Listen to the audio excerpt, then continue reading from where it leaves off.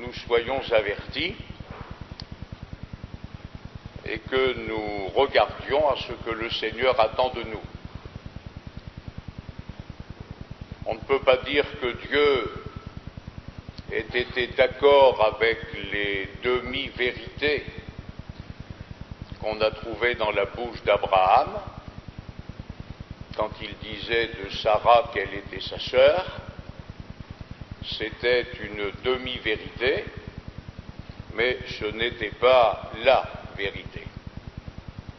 C'est pourquoi le Nouveau Testament nous invite à marcher sur les traces de la foi, non pas sur toutes les traces d'Abraham, mais sur les traces de la foi d'Abraham, notre Père.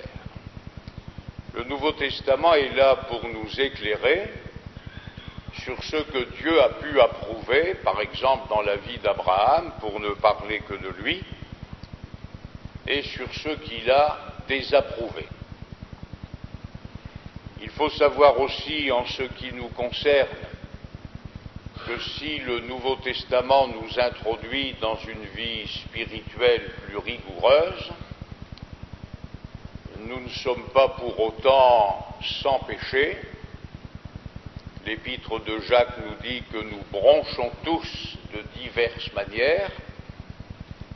C'est pourquoi nous devons tendre à la perfection, en sachant bien que Dieu ne regarde pas à ce que nous sommes, mais il regarde avant tout sur ce que nous sommes en Jésus-Christ.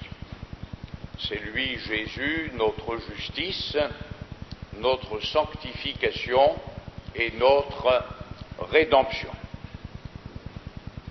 Et si Dieu nous regarde en Jésus et que sa parole et son Esprit Saint dévoilent dans notre vie quelque chose qui n'est pas agréable à Dieu, c'est à nous qu'il appartient de corriger ce qui ne va pas et de permettre au Saint-Esprit de nous transformer pour nous rendre semblables à l'image de Jésus.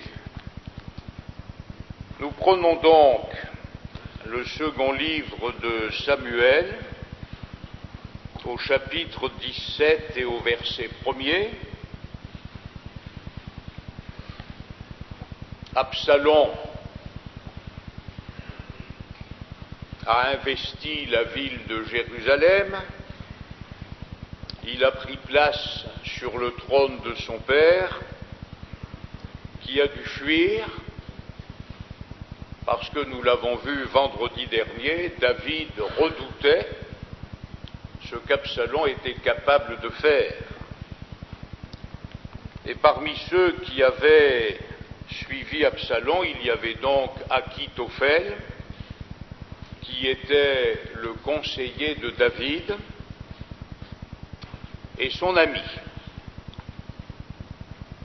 Malheureusement, Achitophel a oublié ses relations amicales avec David, et il a rejoint le camp d'Absalom, l'usurpateur du trône. Achitophel dit à Absalom, 17 verset 1er, « Laisse-moi choisir 12 000 hommes, je me lèverai et je poursuivrai David cette nuit même. » Comme quoi les êtres humains changent. Même ceux sur lesquels nous pensons pouvoir nous appuyer, un jour nous découvrons, comme ce fut le cas pour Achitophel, qu'ils font volte-face et que ceux qui pouvaient être pour nous deviennent subitement des adversaires, des hommes ou des femmes qui sont contre nous. D'ailleurs, on trouve dans l'un des psaumes de David ces paroles où David dit « Si c'était mon ennemi qui se dresse contre moi, je le supporterais, mais c'est toi mon ami. Ensemble, nous allions avec la foule à la maison de Dieu et nous partagions le même pain. Donc là encore, il y a eu une épreuve dans la vie de David qui n'est pas venue du côté où il aurait pu l'attendre. Si c'était un ennemi, je le supporterais, mais c'est toi, mon ami.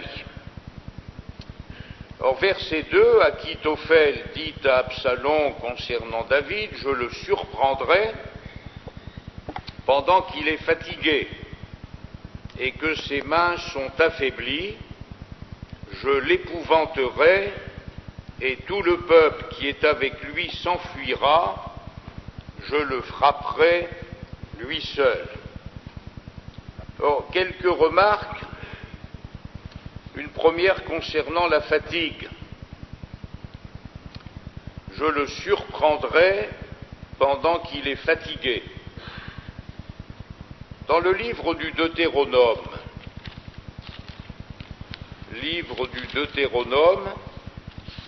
je vous invite à suivre une lecture au chapitre 25,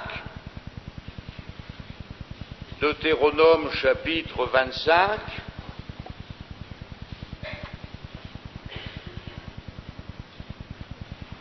verset 17. Nous savons que le livre du Deutéronome rappelle toutes les lois que Dieu a données à Israël, certains faits de l'histoire d'Israël. Et ici, Moïse dit à Israël, souviens-toi de ce que te fit Amalek pendant la route lors de votre sortie d'Égypte. Comment il te rencontra dans le chemin et sans aucune crainte de Dieu, tomba sur toi par derrière, sur tous ceux qui se traînaient les derniers, pendant que tu étais las et épuisé toi-même.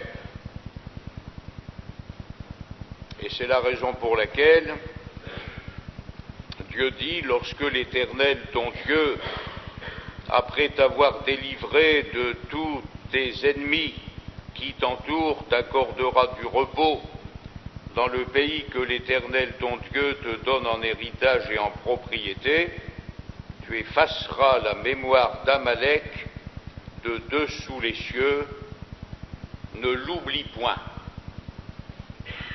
Malheureusement, Saül l'a oublié, et il n'a pas traité Amalek comme Dieu avait donné l'ordre de le traiter.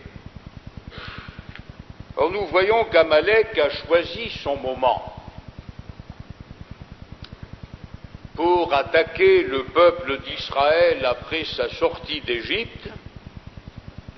Amalek est tombé sur Israël par derrière, sur tous ceux qui se traînaient les derniers, pendant que tu étais las et épuisé toi-même. Nous ne devons pas être de ceux qui s'écoutent, comme on a l'habitude de le dire,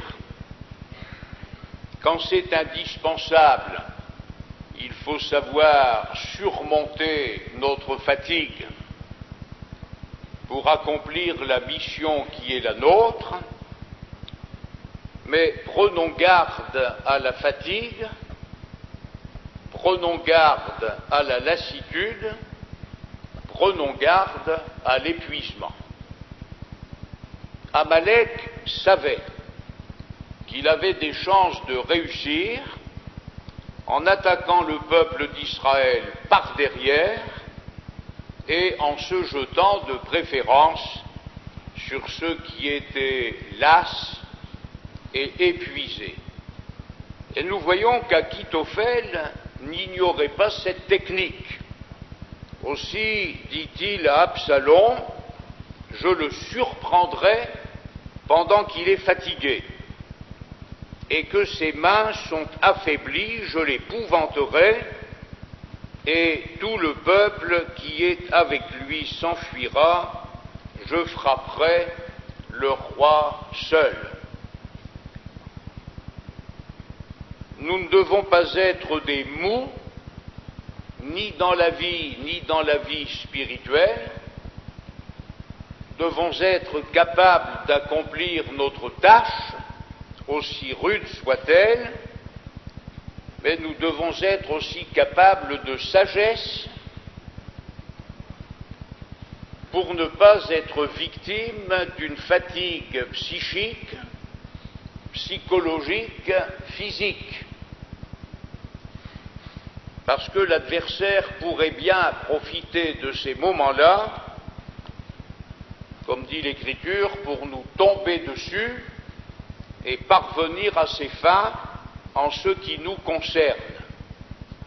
Nous devons donc être sages, devons être équilibrés dans l'emploi de notre temps et dans l'emploi de nos forces. Vous savez que l'Écriture dit que si quelqu'un détruit son corps, qui est le temple du Saint-Esprit, Dieu le détruira. Nous aurons donc des comptes à rendre à Dieu, non seulement au plan de notre esprit, au plan spirituel, non seulement au plan psychique, celui de notre âme, mais nous aurons aussi des comptes à rendre au Seigneur concernant notre corps. C'est pourquoi soyons capables de faire preuve de sagesse et de demander au Seigneur de nous aider à bien gérer notre temps, de façon à ne jamais être les victimes d'une fatigue excessive, d'une fatigue anormale.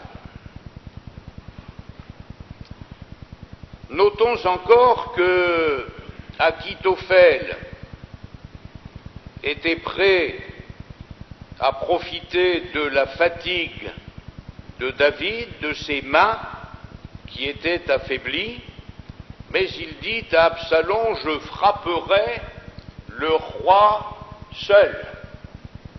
Et nous retrouvons ici ces paroles du prophète, je frapperai le berger et les brebis seront dispersées. Achitophel savait très bien qu'il n'avait pas besoin de se donner la peine de venir à bout de tout le peuple. Il savait très bien qu'en frappant le roi David, il atteindrait son objectif et que le peuple serait dispersé. Nous voyons bien dans l'œuvre de Dieu, dans l'Église de Jésus-Christ, que le diable sait où il frappe, il sait qui il frappe, il sait où frapper et qui frapper pour opérer le plus de dégâts possible. Alors là encore, soyons sur nos gardes, gérons bien notre temps, gérons bien nos forces et veillons et prions afin que si l'adversaire venait à nous toucher, nous ne soyons pas une occasion de chute pour le peuple de Dieu. Au verset 4, cette parole plut à Absalom et à tous les anciens d'Israël. Nous nous rendons bien compte qu'il n'y avait pas une once de repentance dans le cœur d'Absalom.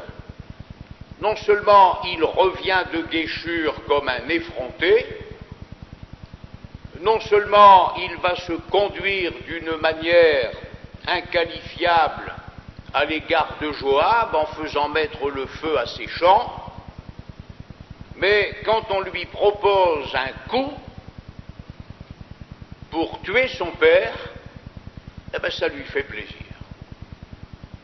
Cette parole plut à Absalom et à tous les anciens d'Israël, comme quoi Absalom n'avait pas tardé à contaminer le peuple. Même les anciens d'Israël qui avaient été à côté de David approuvent les paroles d'Achitophel quand il s'agit de tuer David. Il y a des sentiments qui sont inqualifiables, et nous voyons bien que lorsqu'un homme a perdu sa communion avec Dieu, il la perd aussi avec ses frères et ses sœurs. Il n'a même plus de considération pour son père, pourvu qu'il s'accapare du trône, même si c'est au prix de la vie de son père. Ça plaît à Absalom. Et c'est ici où le Seigneur va piéger Absalom. Cependant, Absalom dit « Appelez encore Houshkaï, l'Archien, et que nous entendions aussi ce qu'il dira. » Houshkaï vint auprès d'Absalom, et Absalom lui dit « Voici comment a parlé Achitophel. Devons-nous faire ce qu'il a dit ou non? Parle, toi. » Et ça fait partie du chapitre 16, où le fait qu'Houshkaï soit retourné à Jérusalem auprès d'Absalom n'était pas innocent. David savait ce qu'il faisait en laissant Houshkaï dans les jambes d'Absalom. Mais Dieu va agir par ce moyen-là, parce que même notre misère, il est capable de la faire concourir à sa gloire. Verset 7, Houshkaï répondit à Absalom, « Pour cette fois, le conseil qu'a donné Achitophel n'est pas bon. »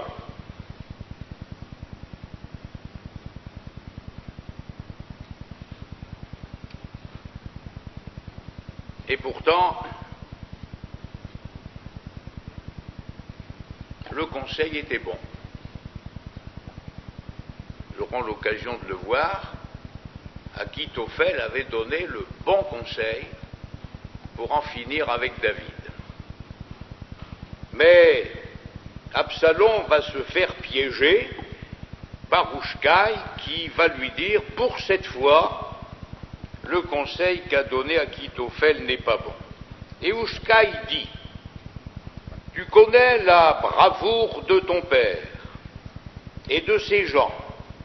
Ils sont furieux, comme le serait dans les champs une ours à qui l'on aurait enlevé ses petits. Ton père est un homme de guerre, et il ne passera pas la nuit avec le peuple. Voici maintenant, il est caché dans quelque fosse ou dans quelque autre lieu. Et si, dès le commencement, il en est qui tombent sous leur coup, on ne tardera pas à l'apprendre et l'on dira, il y a une défaite parmi le peuple qui suit Absalom. Alors le plus vaillant, eût-il un cœur de lion, sera saisi d'épouvante, car tout Israël sait que ton père est un héros et qu'il a des braves avec lui.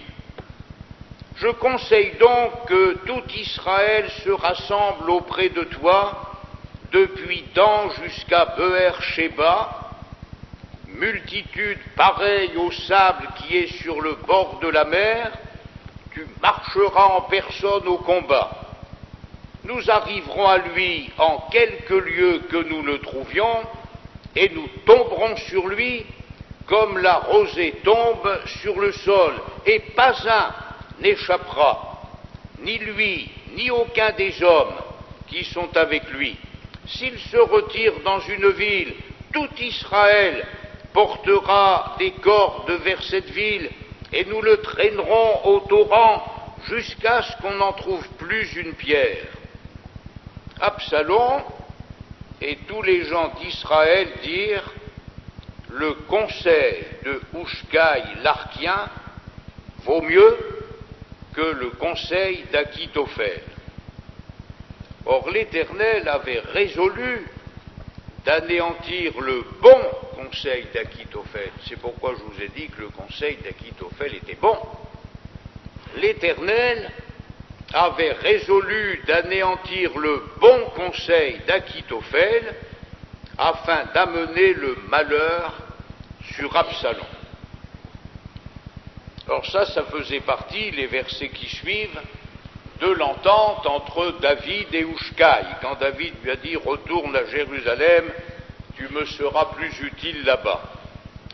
Verset 15, Hushai dit aux sacrificateurs Tsadak et Abiatar, Achitophel a donné tel et tel conseil à Absalom et aux anciens d'Israël, et moi j'ai conseillé telle et telle chose.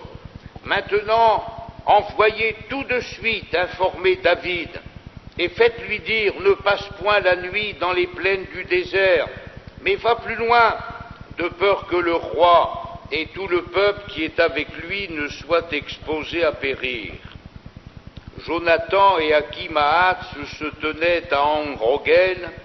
Une servante vint leur dire d'aller informer le roi David, car il n'osait pas se montrer et entrer dans la ville. Un jeune homme les aperçut et le rapporta à Absalom.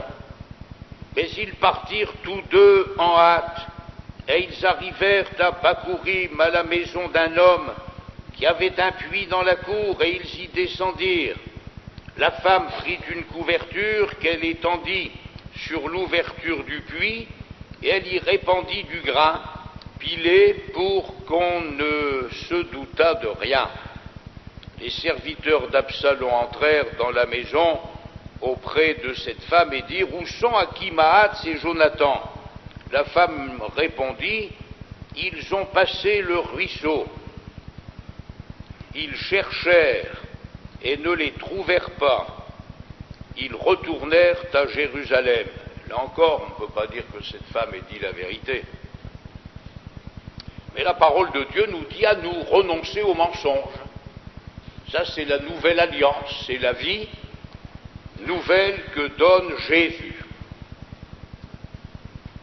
Verset 21, après leur départ, Akhimahath et Jonathan remontèrent du puits et allèrent informer le roi David. Ils dirent à David, levez-vous et hâtez-vous de passer l'eau, car Achitophel a conseillé contre vous telle chose.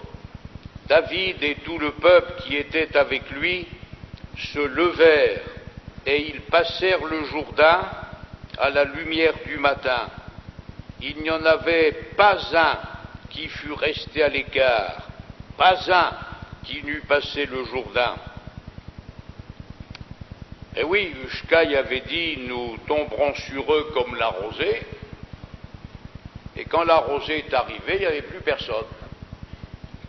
David et tous ces gens étaient partis ailleurs, mais il est certain que Dieu, lui, avait résolu de sauver David et de mettre un terme à l'aventure d'Absalom.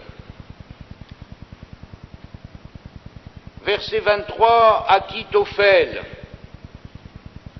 voyant que son conseil n'était pas suivi, sella son âne et partit pour s'en aller chez lui dans sa ville. Il donna ses ordres à sa maison et il s'étrangla. C'est ainsi qu'il mourut et on l'enterra dans le sépulcre de son père. Or, il y a dans les récits de l'Ancien Testament, comme celui qui nous rapporte la visite de Saül chez cette femme qui évoquait les morts, il y a dans les récits de l'Ancien Testament des choses qui choquent, auxquelles nous ne pouvons pas souscrire, des choses avec lesquelles nous n'avons rien à voir, rien à faire. Enfin, le comportement d'Achitophel, avec la fin qu'il a eue, est-ce que vous croyez que ça valait la peine de trahir David? Est-ce que vous croyez que ça valait la peine d'abandonner David et de se rallier à la révolte d'Absalom? Vous croyez que ça valait la peine d'avoir le comportement qu'il a eu dans cette circonstance difficile? mourir parce qu'on s'étrangle, en fait il s'est suicidé. Voilà la triste fin d'un homme qui avait été l'ami de David, d'un homme qui avait été le conseiller du roi. C'est pourquoi l'apôtre Paul pose la question, lui, dans ses épîtres, ferions-nous le mal pour qu'il en arrive du bien? Mais certainement pas. Certainement pas. Ce n'est pas parce que quelque chose ont réussi d'une manière plus ou moins louable, ténébreuse, que nous devons nous ranger de ce côté-là.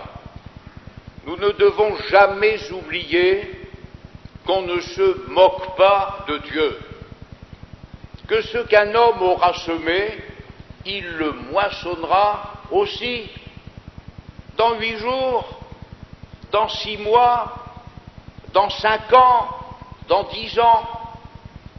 Mais sur la terre, il arrive toujours un moment où on récolte ce qu'on a semé.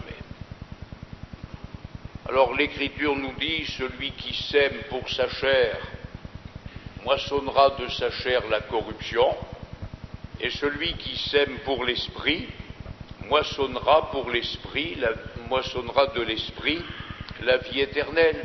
Quand nous lisons le psaume 73, nous voyons que la tentation est forte, quelquefois pour le croyant, la tentation de se conformer au comportement des méchants. Le psalmiste commence le psaume 73 en disant « Oui, Dieu est bon pour Israël, oui, Dieu est bon pour ceux qui ont le cœur pur, toutefois,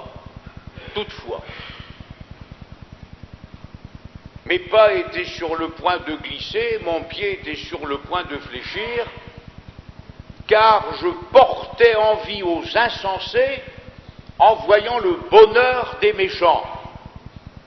Rien ne les tourmente jusqu'à leur mort, leur corps est chargé d'embonpoint, ils ont, semble-t-il, tout ce qu'ils veulent, ils sont heureux.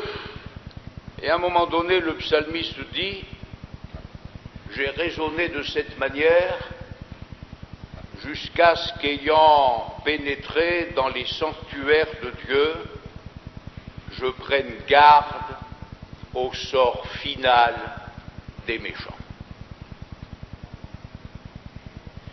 Et c'est dans notre communion avec le Seigneur, c'est dans les sanctuaires de Dieu que nous apprendrons à ne pas imiter les méchants, même si sur le moment ils paraissent être gagnants et nous être les perdants.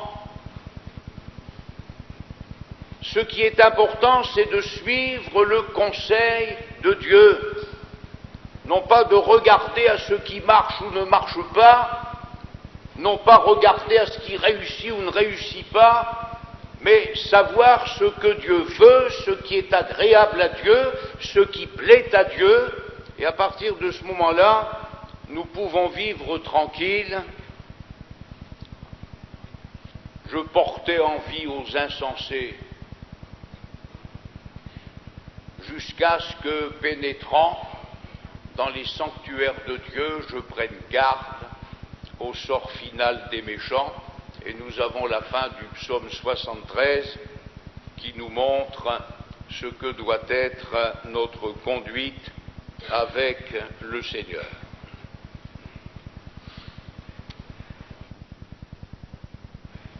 Voilà la triste fin d'Achitophel,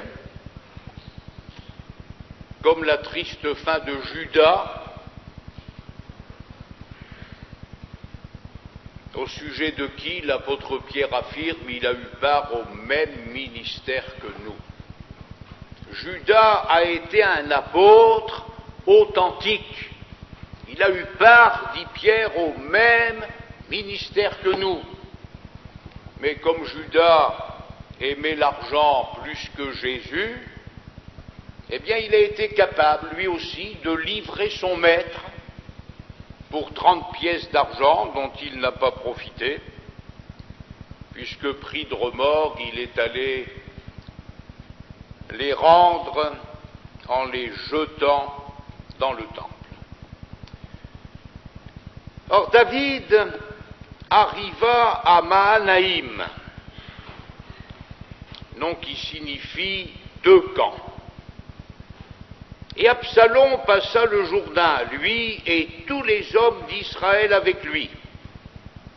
Absalom mit Amasa à la tête de l'armée en remplacement de Joab. Amasa était fils d'un homme appelé Jitra, l'Israélite, qui était allé vers Abigal, fille de Nakash et sœur de Tseruya, mère de Joab.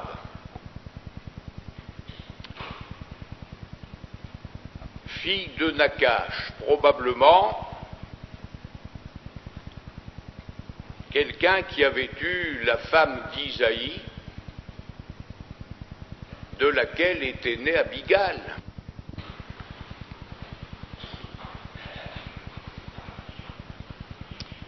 Ou Amasa, qui remplace Joab, nous avons aussi affaire à un neveu de David. Or, son fils, qui prend son trône, qui n'attend que la mort de son père,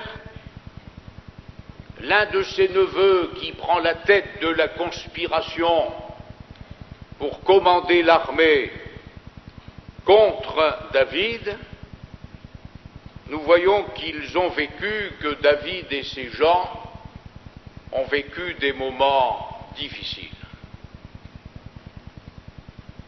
Mais la parole de Dieu dit que le triomphe des méchants est de courte durée. En fait, il vaut mieux souffrir comme David a souffert que de mourir comme Achitophel est mort et que de mourir comme Absalom va mourir. Parce qu'il ne va pas mourir comme un roi sur son trône, il va mourir comme un conspirateur pendu à un arbre par son abondante chevelure. Verset 26. Israël et Absalom campèrent dans le pays de Galaad. Lorsque David fut arrivé à Mahanaïm, Shobi, fils de Nakash, de Rabat des fils d'Amon, Makir, fils d'Amiel, de Lodebar, et Barzilai, le Galaadite, de Rogelim, apportèrent des lits pour que tous ces gens se reposent. Ils apportèrent des bassins, des vases de terre, pour qu'ils aient de l'eau, pour l'hygiène de leur corps. Ils apportèrent du froment, de quoi les nourrir, de l'orge, de la farine, du grain rôti, des fèves, des lentilles, du grain rôti, du miel, de la crème, des brebis et des fromages de vache. Ils apportèrent ces choses à David et au peuple qui était avec lui, afin qu'il mange, car il disait, ce peuple a dû souffrir de la faim, de la fatigue et de la soif dans le désert. Remarquez que le secours dont ils avaient besoin pour leur personne, les lits, les bassins, les vases, la nourriture, ce secours ne leur est pas venu d'Israël. Mais il leur est venu, une fois encore, d'étrangers au peuple. Or, dans le livre de la Genèse,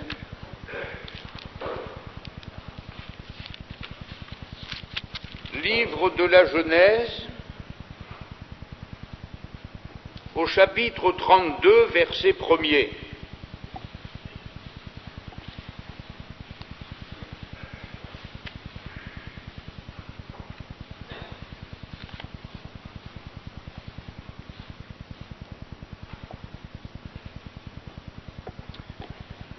vous savez quel a été le comportement de Jacob à l'égard de son frère Ésaü.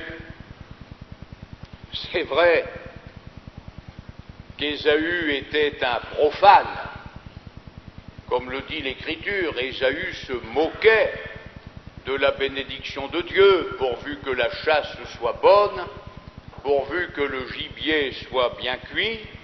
Ésaü se moquait du reste. La bénédiction de Dieu ne faisait pas partie des préoccupations d'Ésaü. Alors il y a eu un problème entre Ésaü et Jacob, parce que Jacob, lui, malgré ce qu'il était un homme qui tenait à la bénédiction de Dieu, qui tenait aux choses de Dieu.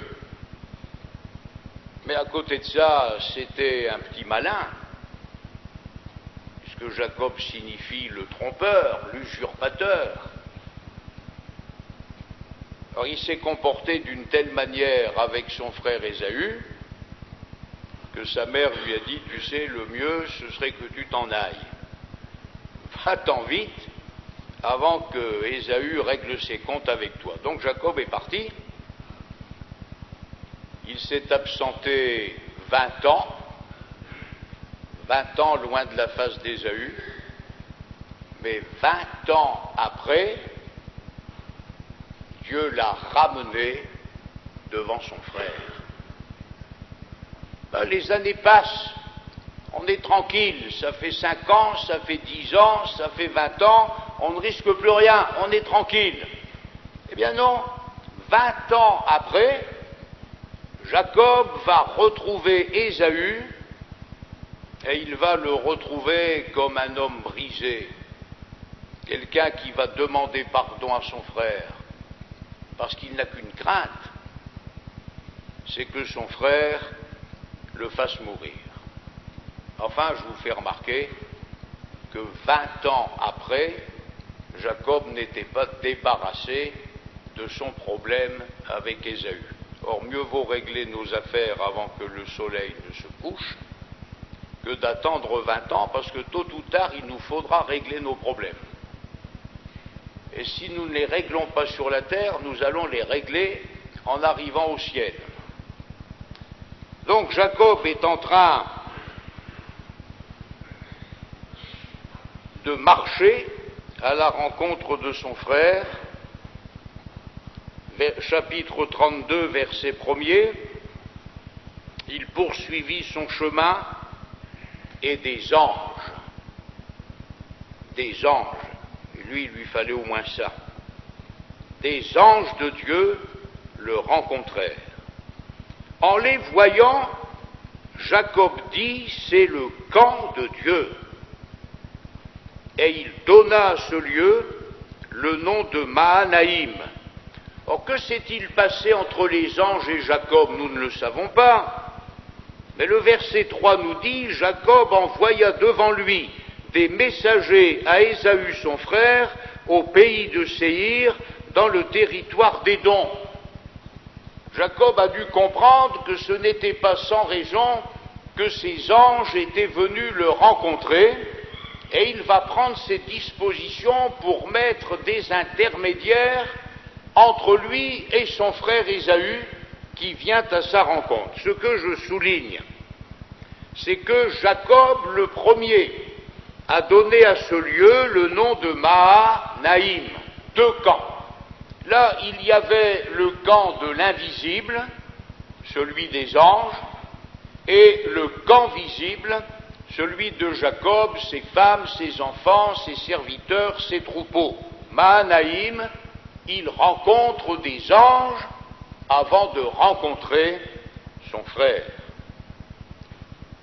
Mais à Mahanaïm avec David, l'Écriture ne nous dit pas que c'était des anges. L'Écriture nous dit que c'était des gens ordinaires qui ont apporté à David des lits, des bassins, des vases et de la nourriture pour lui et tout le peuple. Le même lieu, Mahanaïm, 2 camps. Avec Jacob, ce sont les anges qui interviennent. Avec David, ce sont des êtres humains. C'est Dieu qui choisit les moyens de nous secourir. Ce n'est pas à nous de lui dicter ce qu'il doit faire ni comment il doit le faire. Si Dieu estime que nous avons besoin d'anges pour être secourus, eh bien, il fera comme avec Jacob, il nous enverra des anges pour nous secourir. Si Dieu estime que c'est suffisant que des êtres humains nous apportent ce dont nous avons besoin maintenant, il se servira d'êtres humains. Et l'Écriture est remplie de ces exemples où parfois c'est Dieu qui intervient d'une manière surnaturelle et dans d'autres circonstances il intervient très naturellement, mais c'est quand même lui qui intervient. Parce que si Dieu n'avait pas touché le cœur de ces gens qui sont venus à la rencontre de David, ils n'auraient pas apporté tout ce qu'ils ont apporté à David et à la troupe qui était avec lui. Là encore, nous avons une leçon à retirer pour notre vie chrétienne. Comptons sur Dieu, et lui choisira ses moyens d'intervention. Ne faisons pas comme cette croyante qui était dans la difficulté, qui demandait au Seigneur de lui apporter, de lui donner la nourriture dont elle avait besoin ce jour-là. Une voisine frappe à sa porte, lui apporte un potage bien chaud avec quelques aliments pour lui dire « Tenez, ça vous fera du bien, j'ai eu à cœur de partager ça avec vous ». Et la croyante qui lui répond « Non, merci madame, je l'ai demandé à Dieu, Dieu me donnera ce qu'il me faut ». Il y a des gens qui sont tellement spirituels que s'ils ne voient pas les anges, ils sont perdus. Eh bien, Jacob avait besoin des anges parce qu'il fallait le plier, ce gaillard-là. Et Dieu a envoyé les anges. David avait besoin de repos, il avait besoin de soins hygiéniques ainsi que tous ceux qui le suivaient, il avait besoin de nourriture. Eh bien, Dieu s'est servi d'êtres humains pour venir au secours de David. Mais celui qui reste l'objet de notre adoration, c'est le Seigneur. Celui qui reste le sujet de nos louanges, c'est le Seigneur. Celui à qui nous adressons nos prières, c'est Dieu, au nom de Jésus-Christ. Et après, il choisit les moyens qu'il pense le mieux correspondre à nos besoins, et il nous secourt. Que son nom soit béni.